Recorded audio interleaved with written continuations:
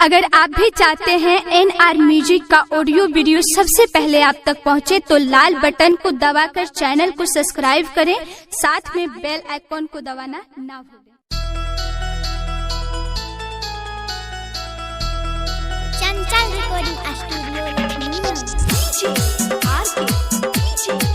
अखन अहाँ सब सुन रहल छी NR म्यूजिक के शानदार प्रस्तुति।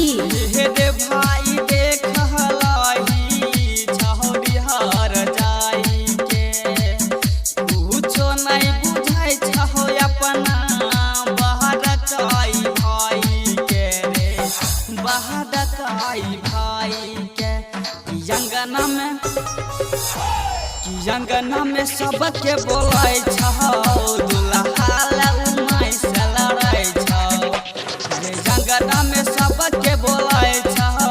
दुल्हा ला उमाय से लड़ाय छौ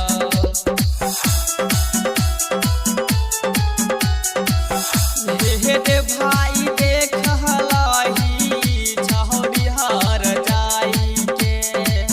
कुछो नहीं बुझाय छौ अपना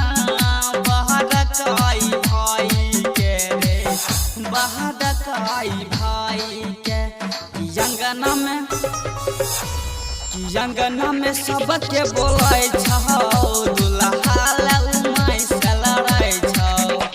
रे अंगना में सबके बोलाय छौ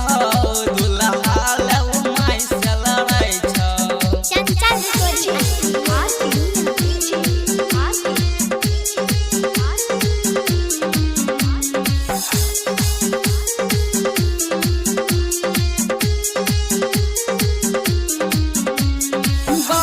के कुछो नहीं बुझे छौ मुँह पर जवाब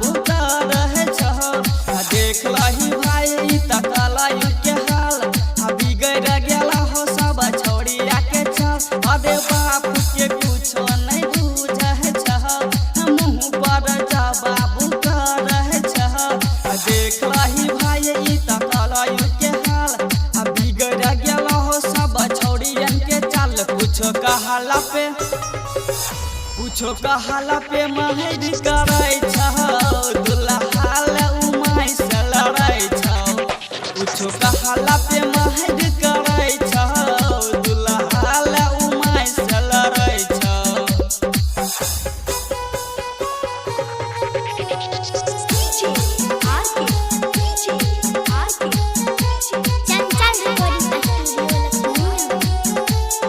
हमरा बुझाय छै कि पागल छै आ छोड़ियो के लाजो नहीं लागै छै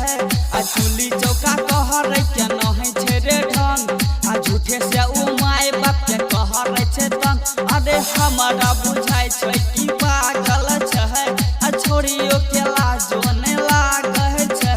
आ चुली चौका कहरै के नहि छै रे ढंग हमाही बाप के झूठे से कहरै छै तंग कुछो कहाला पे महर कराय